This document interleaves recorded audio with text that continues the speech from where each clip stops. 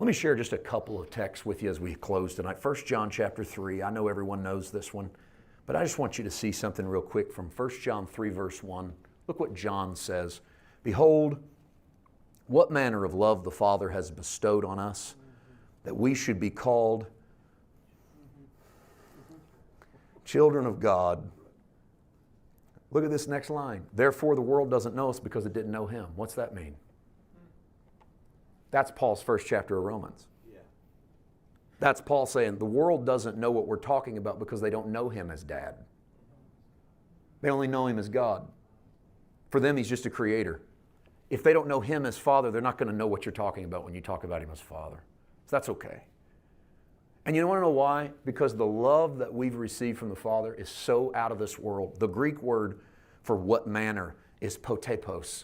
Potapos literally means out of this world or from another country.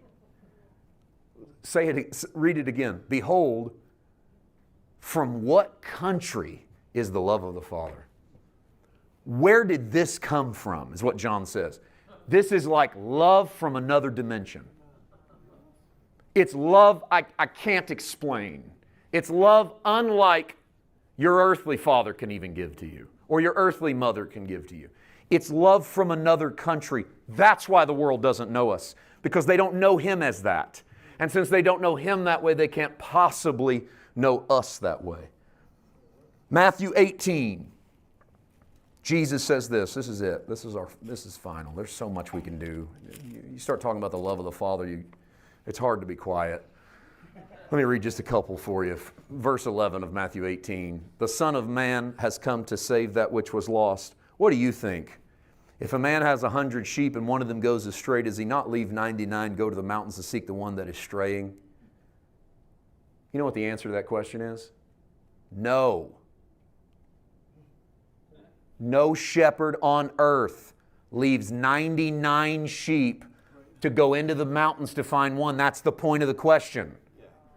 No, it's irrational. It's love from another dimension. It's because there's no sane thinking shepherd, no smart economist leaves 99 you have to get one in the mountains. You're not even going to find him. You got to go out there, he's going to be dead. Wandering in the mountain, you don't leave 99 good sheep all by themselves to go get one. That's the reason he asked the question, because everyone hears it and goes, no one's going to do that. And if he finds it, assuredly I say to you, he rejoices over that sheep more than the 99 that did not go astray. No shepherd leaves 99, goes into the mountains to find one, and if he finds it, he throws a bigger party than he would for the 99 he didn't lose? No! Absolutely irrational. Love from another dimension. Even so, it's not the will of your Father who is in heaven that one of these little ones should perish. Look at that. Why does he say even so? Even so. Yeah, it's irrational. Even so. Nobody leaves 99 to get one. Nobody throws a party. Even so, your Father. Not even so the will of God. Even so, it's not the will of your Father. It's irrational. But you don't have a God. You have a dad. Because I can tell you this, if all you have was a God, you leave 99. You stay with 99. But when it's your kid, there's the difference. When it's your kid, I'm going. If I got 100 and one's gone astray, I'm going. It's irrational. What happens if the other 99 get hurt? You stop talking to me about it. Even so, I'm going. But what if the 90, even so, I'm going. I got tunnel vision. I'm seeking and saving that which is lost. That's irrational love. Welcome to love from another dimension. That's a dad's love. That's a mom's love. That's a love you can't describe. That's out of this world. That doesn't exist anywhere else. You don't have a boss that would do that for you. You don't have a leader who would do that for you. You don't have a friend who would do that for you. Each to his own. But when it's yours, you go get it. You want to know the heart of the Father? He seeks and saves that which is lost. The only reason you're here tonight. He irrationally loved you. And He's not looking for you to be a servant. He's looking for you to know you're a son. A son and a daughter. He has chased you down.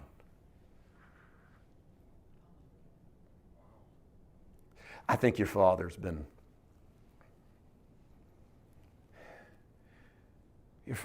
looking for you. Some of you have been in church forever. And I know when we do these, they're going out to people all over the world. And so I often think past the room. Somebody's going to click on this or listen to it that's religious, and they're looking for the love of a father. And they're going to keep listening, and something's going to move them. So I want to close them with a thought. I think whenever God walked into the garden and he said, Adam, where are you? It was the moment that the Bible, we miss it because all we see is Creator God. We don't start seeing him as dad till we get to Jesus. But now that you have Jesus, take him back to the garden with you. The moment that God walks into the garden and he says, Adam, where are you? Is the moment that the Bible begins this little ribbon of love that is to chase you.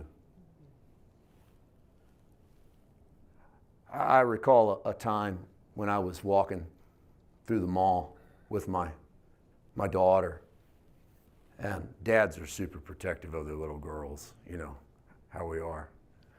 And she was getting bigger, and so she wanted a little liberty. So no hands today, you know.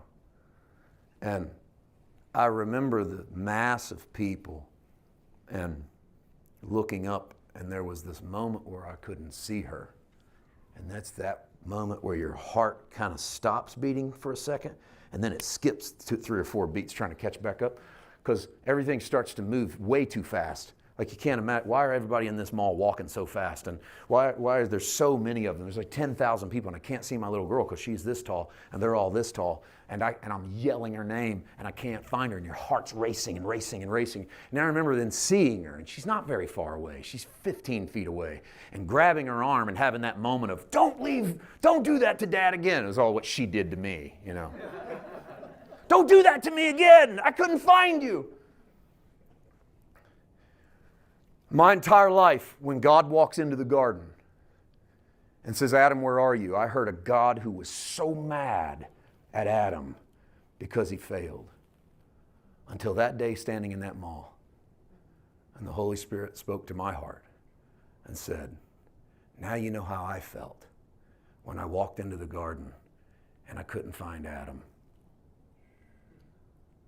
Let me tell you, just take a quiz tonight. When you hear God saying, Adam, where are you in the garden? Do you hear God being angry, or do you hear God being scared? And if you hear God being angry, you still have a vestige of God left in your heart. But if you hear God being scared, you've been introduced to the Father.